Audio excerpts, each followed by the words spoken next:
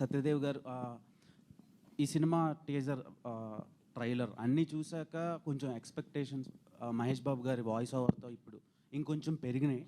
కానీ మీ ఫేసెస్లో చాలా టెన్షన్ కనిపిస్తుంది. సో దానికి రీజన్ ఏంటి?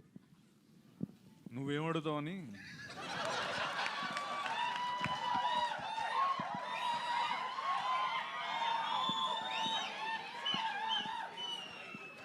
సో ఎలా ఉంది సార్? అంటే మీ కెరియర్లో ఇప్పటివరకు ఇదే చాలా పెద్ద సినిమా అని అనిపిస్తుంది చూస్తుంటే. విజువల్స్ కానీ, casting and background score everything ఫెనామినల్గా అనిపించింది. సో ఎలాంటి హార్డ్ వర్క్ చేశారు అండ్ ఆడియన్స్కి ఎలాంటి ట్రీట్ ఇవ్వబోతున్నారు? ఇంకో ఫ్యూ మోర్ అవర్స్లో రిలీజ్కి రెడీగా ఉంది.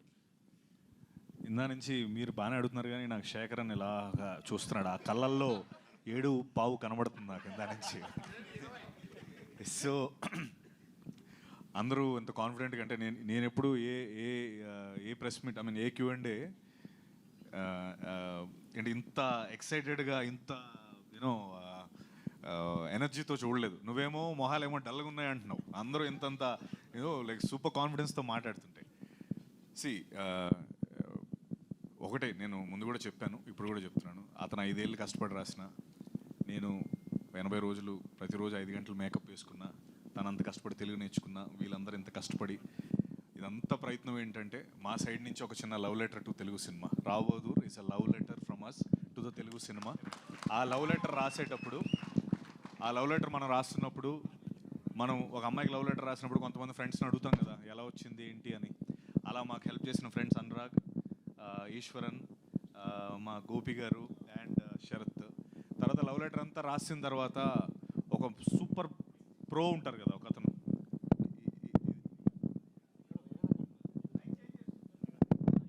ఎవరో అదే ఆయనే పిల్లలు అంటున్నావా?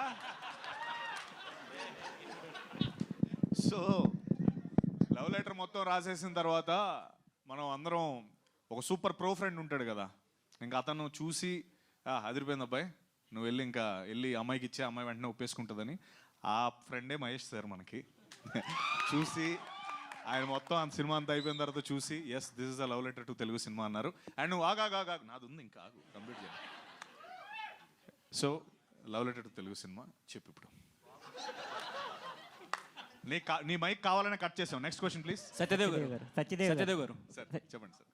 ఇందాక వెంకటేష్ మావ గారు అదే మొన్న ఈవెంట్లో ఆయన పెర్స్పెక్టివ్లో కమల్ హాసన్తో పోల్చారు. మీకు మీ పెర్స్పెక్టివ్లో మొత్తం అదంతా చూసుకున్న తర్వాత ఫైనల్ కాపీ మీకు ఏమనిపించింది డైరెక్టర్ గారు?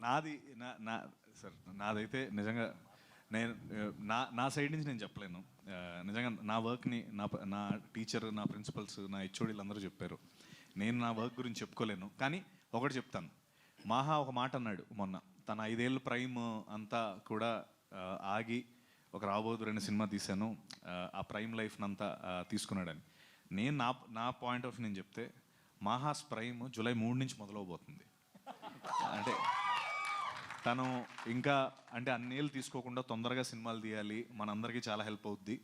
అండ్ మహా నీ ప్రైమ్ జూలై 3 నుంచి మహా. ఈ ప్రైమ్ నువ్వు వేస్ట్ కాదు, your actual prime will start from July 3. And అది నేను నా గురించి వద్దు సార్, ఇప్పటికే ఇందాక వింటే నాకు నేను మైక్ వదిలి పారిపోదామేమో అని భయం వేసింది.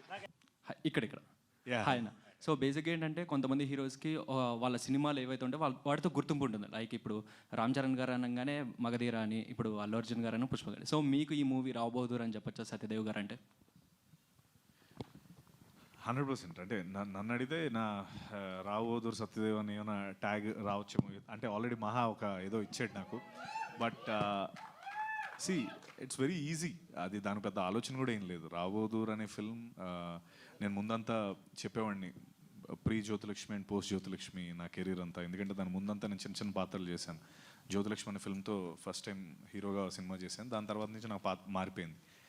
సో రాబోదూర్ నా కెరీర్లో మళ్ళీ దట్ పాయింట్, ప్రీ రాబోదూర్ అండ్ పోస్ట్ రాబోదూర్. మీ డైరెక్టర్ గారి యాక్టింగ్ గురించి చెప్పండి సార్. ఆయన చాలా బాగా యాక్ట్ చేశారని తెలుస్తుంది. ఈయన ఎరగొట్టేసాడు. అదే మహేష్ సార్ స్పెషల్ మెన్షన్. అదే అంటే మీ యాక్టింగ్ గురించి చెప్తున్నారు కదా, మీ డైరెక్టర్ యాక్టింగ్ గురించి చెప్పండి, ఏం చెప్తారు? ఆయన ఫస్ట్ నటుడు అవ్వాలని ఇండస్ట్రీకి వచ్చాడు. అది మన అంటే తనకి నటన అంటే చాలా ఇష్టం. అండ్ అండ్ సో అది ఆయనలో చాలా ఉంది. అండ్ ఇప్పుడు ఆ పాత్ర ఒకటి స్పెషల్, చిన్న స్పెషల్ పాత్ర ఒకటి ఉంది సినిమాలో. మీరందరూ అసలు మామూలుగా పొగడరు, దాని తర్వాత చూద్దరు కానీ చితకొట్టాడు.